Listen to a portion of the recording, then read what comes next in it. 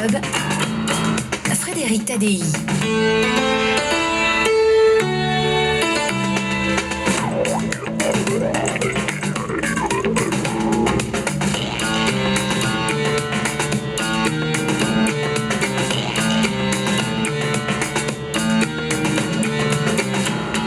Ce soir, je reçois Alexis Génie. 4 ans après son prix Goncourt pour l'art français de la guerre, il sort son second roman, La Nuit de Wallenham.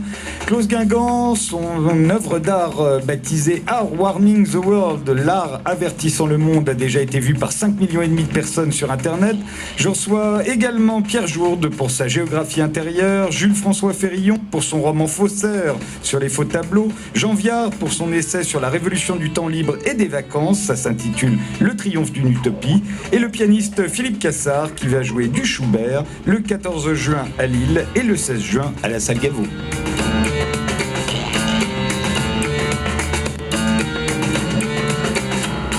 Pierre Jourde, dans votre géographie intérieure, il y a un article consacré au style et vous vous demandez qu'est-ce que le style. Alors ma question à moi, c'est qu'est-ce que le style d'aujourd'hui? Qu'est-ce qu'on fait de nouveau et d'intéressant depuis le début des années 2000, à votre avis?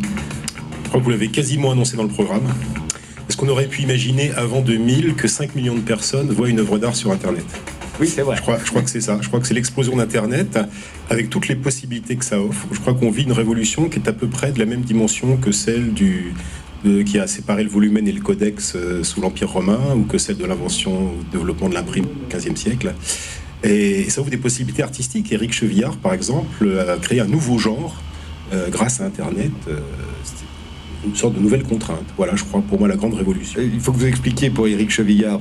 C'est son blog. Je suis un grand lecteur d'Éric Chevillard, mais il refuse absolument de venir à la radio ou à la télévision. J'ai jamais eu le plaisir de le reconnaître. Ça va changer, je le pousse. C'est son blog L'Autofictif, où tous les jours, à 1h du matin, il poste 3 phrases courtes qui sont une espèce de transformation de sa vie quotidienne, de poétisation de sa vie quotidienne. Alors Claus Guingamp, puisque c'est vous dont l'œuvre a été vue par 5,5 millions de personnes déjà. Bientôt 6. Bientôt 6 millions. Alors qu'est-ce que les années 2000 ont apporté de nouveau à part Internet? Premièrement, je pense l'évolution des arts numériques. Et après Internet aussi, avec les supports qui sont arrivés comme les tablettes et les smartphones. Aujourd'hui, Internet, c'est le média principal dans la monstration des œuvres d'art. Après, en deux, je pense que les années 2000, moi personnellement, je pense qu'elles nous ont amené la mise en avant des médiocres et la valorisation des crétins. Vous voulez dire que ça n'était pas le cas avant? Non, là c'est au maximum. Là. Je pense qu'on est arrivé dans une ère nouvelle. Alexis Génie. Non, je trouve que c'est radical.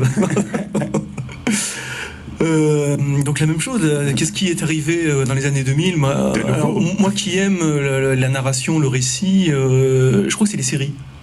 Les séries, la série, la type HBO, la série qui ouvre un espace incroyable, c'est-à-dire un récit qui s'étend sur 50 heures, 60 heures, et donc qui ouvre des possibilités inimaginables. Alors les feuilletons existaient avant, mais là la série, c'est la série d'auteurs dont vous parlez. Tout à fait. Qui a gagné en argent surtout. Et puis qui a gagné en scénariste. Ils ont engagé des vrais scénaristes, donc du coup il n'y en a plus pour le cinéma, qui se trouve réduit à faire des films de super-héros. Philippe Cassard. Alors moi je vais compléter ce qu'a dit Claus Guingamp, parce que je suis absolument d'accord avec lui. J'avais pratiquement écrit les mêmes mots, parce que pour moi c'est effectivement le confusionnisme généralisé grâce ou à cause d'Internet. Internet offre de multiples possibilités, évidemment, pour celui qui sait s'en servir d'une manière raisonnée, intelligente, curieuse.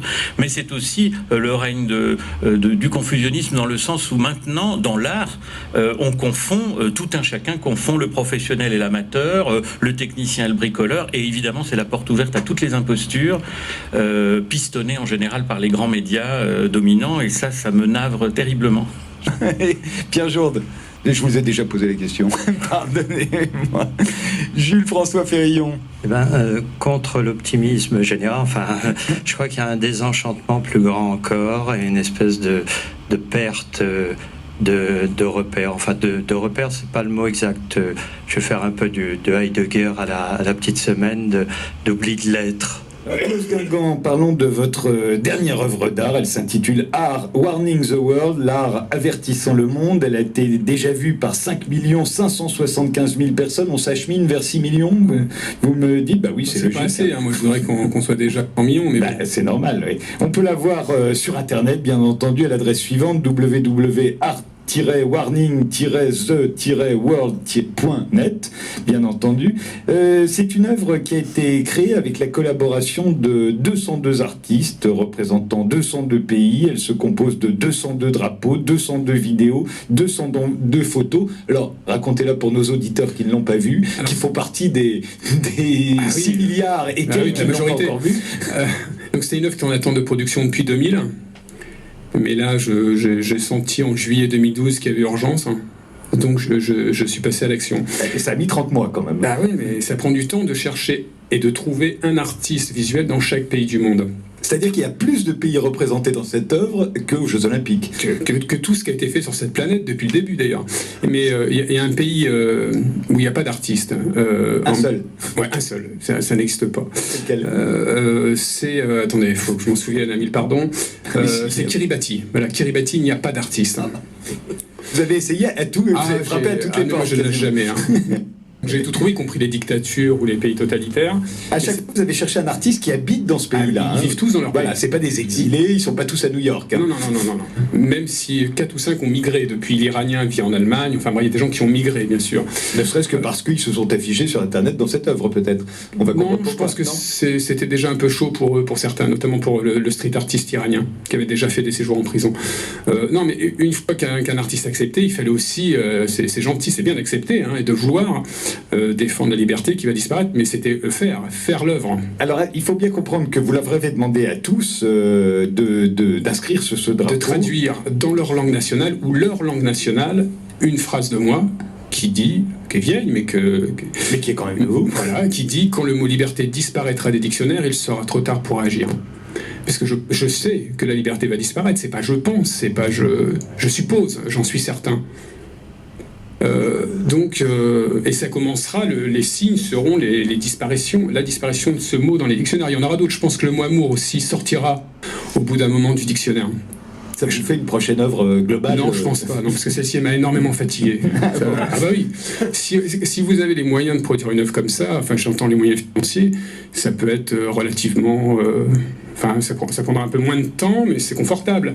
Là, c'est une production volontairement sans sponsor, sans mécène, sans aucun pourquoi parrain. avez-vous refusé toutes les... Parce que la liberté, tu peux pas la vendre. Tu peux pas, sous prétexte de... Enfin, je sais pas, moi, je me serais retrouvé avec une marque quelque part, sur les vidéos ou sur un... je sais pas, il y a un truc qui va pas. Il y a tellement d'artistes aujourd'hui qui dénoncent la société de consommation en se faisant sponsor. Ils font ce qu'ils veulent, mais moi, je fais pas partie de ces gens-là. Ah bon? Bah non. Donc on a travaillé avec ma compagne 15 heures par jour, tous les jours. Comment vous avez fait pour retrouver un artiste dans chaque pays? Aujourd'hui, grâce à Internet, c'est quand même plus facile qu'autrefois. Moi, j'en ai que 60% qui sont sur les réseaux sociaux. Il y a des gens qui ne sont pas du tout sur Internet, notamment le Touareg. J'avais entendu parler d'un peintre Touareg, toujours nomade, sur le Niger. Donc j'ai essayé de joindre des gens qui connaissaient bien les Touaregs. Et je suis arrivé au bout d'un moment à joindre une personne qui connaissait ce peintre Touareg. Donc il va lui dire, ça reviendra quelques mois plus tard, il va le faire, mais il n'a pas d'appareil photo ni de caméra, donc c'est un touriste allemand qui fera la photo et le film d'une minute, ils sont tous des petits films d'une minute, et qui va me les envoyer avec le drapeau. Il y a un autre artiste, je crois, qui était jeune, qui est mort, et qui a été remplacé par son père. Alors oui, en Syrie, en Libye, j'avais trouvé un jeune artiste, enfin un jeune, 24-25 ans, qui voulait le faire, mais qui était blessé suite au bombardement de l'OTAN. Le temps passe, que moi il fallait toujours que j'avance, trouver des artistes sans cesse, et des fois retourner dans les pays, enfin je me comprends, retourner symboliquement dans les pays pour retrouver ceux qui avaient lâché, notamment en Afghanistan. Et donc un jour je reçois un mail du père de cet artiste qui m'annonce que son fils est mort. Et comme c'est lui qui lui avait un peu appris la peinture, il m'a dit « je veux prendre le relais de mon fils ». Donc il a pris le relais et c'est lui qui a fait le drapeau. Je n'ai aucune nouvelle de cet homme. Et il y a comme ça 4-5 personnes dans des pays un peu en tourmente en ce moment Je n'ai aucune nouvelle de ces gens. Alors aujourd'hui, il reste 200 drapeaux sur lesquels sont écrits dans chaque langue nationale « Quand le mot liberté disparaîtra des dictionnaires, il sera trop tard pour réagir ». C'est accompagné de 200 vidéos, 202 photos qui ont été prises par les artistes eux-mêmes. Est-ce que le mot liberté a le même sens pour chacun d'entre eux, croyez-vous? Parce que quand on écrit le mot liberté en France ou aux États-Unis, c'est pas du tout la même chose. Si on l'écrit il y a des pays comme Singapour, le mot liberté n'existe pas. Il n'existe pas. Bon, après, il y a des îles comme le Vanuatu, liberté n'existe pas, donc il le remplace par freedom. Enfin, il y a des pays comme ça où le mot. Moi, ce que ça m'a permis de constater sur le sentiment que j'avais avant de passer à l'action, c'est que le ras-le-bol de l'humain, il est général. Que tu t'adresses à des Papous en Nouvelle-Guinée ou au Timor oriental, l'humain en a extrêmement marre. Extrêmement marre. En même temps, Pierre Jourde, dans votre livre dont on va parler dans quelques instants, il y a une entrée au mot liberté, puisque c'est un abécédaire, et vous dites de tous les biens, c'est peut-être celui dont les hommes se déclarent le plus volontairement épris, et celui en vérité auquel ils tiennent le moins. J'irais dans le sens de Klaus Guingamp. Oui, tout à fait, pour une partie. C'est-à-dire que je crois qu'effectivement, contrairement à lui, je ne pense pas que le mot liberté tend à disparaître, parce que les mots disparaissent pas forcément quand la chose disparaît. Je crois que ça peut rester un emblème, alors que la réalité a disparu. Ça, c'est très possible. Je crois que, par exemple, en France, on se réclame beaucoup de la liberté, mais que le goût de la servitude, en revanche, est extrêmement répandu, et que dès qu'on a l'occasion de se précipiter dans une servitude, on ne la manque pas. En revanche, je ne sais pas, parce que on parlait tout à l'heure de libéralisme. La liberté d'entreprise, c'est une liberté, et ça ne donne pas toujours des bons résultats. Donc c'est vrai que le sens du mot liberté, ce qu'on met derrière, c'est extrêmement important. Je crois que nous sommes tous prêts à nous précipiter dans la servitude, et que c'est un effort permanent à faire. Du point de vue mondial, c'est plus compliqué. Je me souviens que quand j'étais jeune, toute l'Amérique du Sud était sous la férule de dictateurs abominables, et c'est plus le cas. Je ne sais pas si je serais aussi pessimiste que vous. Klaus Guingamp, qu'est-ce qui explique votre pessimisme? C'est pas tant les régimes politiques, au fond, que la servitude plus générale qui nous guette. La servitude volontaire. Vous savez, moi je viens d'un milieu ouvrier, et dans ma famille, à l'époque, quand j'étais enfant ou adolescent, il n'y avait aucune culture. Aucun loisir, aucune vacances. Moi, ma destinée, si j'avais suivi le courant, c'était, puisque j'avais déjà un petit pied dans la petite délinquance, mais c'était un chemin normal qui allait mener à la délinquance ou à la drogue, enfin bref. Et moi, je me suis extrait de ça grâce à ma curiosité. Et j'ai toujours dessiné depuis toujours, c'est ma maladie, la création, mais ça suffit pas. Donc pour les pauvres, dans la ville où j'étais, l'inscription à la bibliothèque municipale était gratuite. Donc c'est ça qui va m'extraire, me désincarcérer progressivement du prolétariat, et je vais très très vite partir, parce qu'en premier je vais très vite. C'était très important pour moi de voir la mer, parce que, petite histoire, ma grand-mère était morte, elle n'avait jamais vu la mer, et ça me tuait que des gens meurent sans avoir vu la mer. C'est le triomphe d'une utopie de Jean Viard, dont je me suis dit, je vais vite aller la voir, comme ça je pourrais mourir après. Donc je suis parti là-bas. Donc non, j'ai lu beaucoup parce qu'il fallait bien remplir ce qui était quasiment vide, mais après j'ai voulu m'éloigner de la parole des hommes, de tous les hommes, ce qu'ils racontent m'indiffère le plus souvent, et j'ai voulu bien ouvrir les yeux, bien sentir. Moi, je sais que je serai jamais heureux, j'en suis pas triste, c'est un constat. Je sais pas, j'entends les cris, je sens la souffrance des gens. Et ça me peine énormément.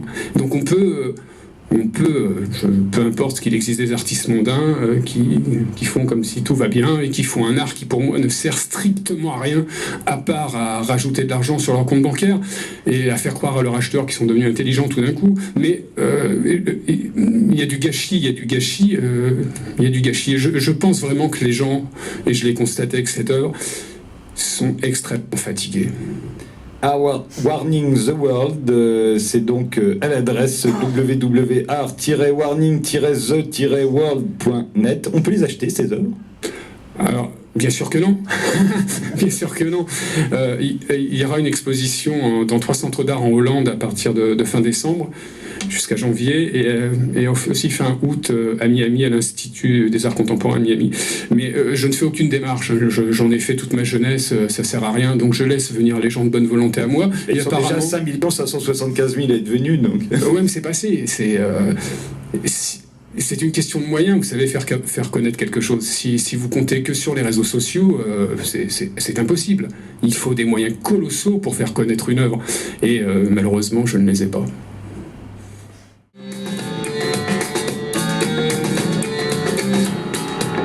Alors, qu'est-ce qu'on ne fait plus depuis le début des années 2000, Jean Viard ? Moi, j'aurais tendance à dire que le mot nation ne fonctionne plus. Le mot nation. On a perdu l'idée de nation, et c'est pas forcément une mauvaise chose, mais on est égaré de cette perte. Même les artistes, même tout le monde. Il reste des communautés culturelles, il reste des communautés. Il y a Claude Guingamp qui fait des œuvres avec des drapeaux. Tout à fait. Mais la nation, c'était une structure sociale qui nous organisait comme une totalité, puis il y avait l'extérieur. Aujourd'hui, l'extérieur est à l'intérieur, autant que, etc. Et donc, au fond, l'idée de la ligne Maginot, vous l'avez dit au début, finalement, je pense qu'au fond, la notion de nation ne correspond plus à l'organisation des sociétés et on en est très démunis. Claude Guingamp, qu'est-ce qui a disparu pour vous ? L'innocence. Alors, on est tous coupables ? Oui, tous coupables, pour moi, tous coupables de laisser faire, tous coupables d'accepter l'inacceptable. Et on est tous coupables aussi d'attendre que d'autres à notre place parlent ou agissent. Voilà. Philippe Cassard. Moi, beaucoup de choses, je suis un nostalgique, enfin, mais qui voit devant moi, bien sûr, mais... Alors, vous jouez du Schubert, du Debussy, ils sont tous morts. Oui, mais enfin, j'essaie de les faire revivre à ma manière. Alors, quelque chose peut-être qui va vous paraître très réactionnaire, mais c'est quelque chose que j'observe depuis une dizaine d'années, 10-12 ans. Vous savez, j'ai 52 ans, donc ça correspond à peu près à ma quarantaine et après. C'est la disparition, alors pour le bien ou pour le mal, je ne sais pas, mais la disparition de la relation du maître et de l'élève. Pierre Jourde, qui est professeur également. J'ajouterai rien. Deux réponses. En un sens, rien. Je veux dire que, contrairement à une histoire des arts où on passait de forme à d'autres formes, je crois qu'aujourd'hui, nous vivons un temps où les formes se superposent, les genres se superposent, on continue à faire du figuratif, on fait des installations vidéo, et ça m'intéresse, cette superposition. Les supports se superposent, hein, on garde le vinyle alors qu'on est passé à tout à fait autre chose. Et on continue de jouer du jazz, du rap. Voilà, et ça c'est une des richesses d'aujourd'hui. Dans un autre sens, ce qui est disparu pour moi, c'est le temps. C'est-à-dire le temps pour une œuvre de trouver son public dans le long terme. Hein, ce qui a disparu, c'est que maintenant il faut faire défiler les films, faire défiler les livres. Ce qui a disparu, c'est ça, c'est laisser les choses s'installer. Nombre de chaînes. Alexis Génie, pour vous, qu'est-ce qui est en train de disparaître ? La vie privée, une sorte d'opacité en fait, qui était une bien belle chose depuis que l'homme est homme, il y avait quelque chose d'opaque dans chacun et qui faisait que l'autre était étrange et donc du coup c'était intéressant d'avoir des rapports avec lui. Et là, dans une sorte de retournement de l'individu, finalement l'individu se dissout dans ce qu'il voit, ce qu'il écoute, ce qu'il entend, ce qui est commun à tous, ce qui est... C'est quelque chose qui est très très étrange. Et c'est pour moi la disparition de l'individu en fait. C'est essentiel, je crois, ce qu'a dit Génie. C'est vraiment. Mais l'exhibitionnisme qui va de pair. Ça va avec quoi. Je pense que c'est et ça c'est quelque chose qui est assez étrange et inquiétant sous des airs souriants. On est vraiment dans un monde où on est contraint d'accepter que la lumière soit portée sur tout. Où l'ombre n'existe plus et surtout n'a pas à exister, n'est pas justifiée. C'était Pierre Jourde et je donne la parole à François Ferrillon. Ce qui a disparu, une certaine désinvolture, une certaine déconnade avec le réel, une certaine légèreté, je trouve. Je trouve l'époque assez lourde, assez pesante, mais bon, pas inintéressante pour autant. Hein. C'est n'est que ça. C'est-à-dire, c'est désirable, c'est là, c'est accroché au mur ou dans un coffre, on en fait une copie, la copie est souvent plus belle parce qu'on ne veut pas garder la copie chez soi, donc elle est dans un coffre, et si tout à coup il y a une espèce de conscience de souillure, on s'est fait arnaquer, on s'est fait, baiser d'une certaine façon, et donc le tableau n'est plus aussi valorisé. Claude Guingamp, il y a des faux, Claude Guingamp Non, je sais pas. Par contre, pour la petite histoire, quand je travaillais sur le dollar américain, que j'avais transformé en dollar, ART, enfin c'est 9 ans de travail, on s'en fout. Mais donc en fait, après, je faisais des millions de dollars. Ça s'appelle In God We Trust, notre confiance en Dieu. Et quelqu'un qui en possédait un avenue, rue de Bretagne, s'est fait braquer. Ils ont martyrisé la nurse et ils se sont précipités sur cette œuvre et ils sont partis avec ce faux dollar. J'aurais bien voulu voir leur tête s'ils l'ont ouvert, mais c'est assez marrant. Ils s'étaient braqués uniquement cette œuvre. Ils ne sont venus que pour ça. Pas mal. Je vous remercie tous les 6 d'avoir participé à cette émission. Alexis Génie, votre second roman vient de paraître, La Nuit de Wallenham, aux éditions Gallimard, dans la collection blanche. Klaus Guingamp, Art Warning The World, a déjà été vu par 5,5 millions de personnes. Vous espérez bientôt 6 millions, donc j'encourage les gens à aller la voir à leur tour sur Internet. Pierre Jourde, Biographie intérieure, c'est paru chez Grasset dans la collection 26. Jules François Ferillon, Faussaire, c'est à l'Ardol. Et Philippe Cassard, on peut vous écouter jouer Schubert le 14 juin à Lille et le 16 juin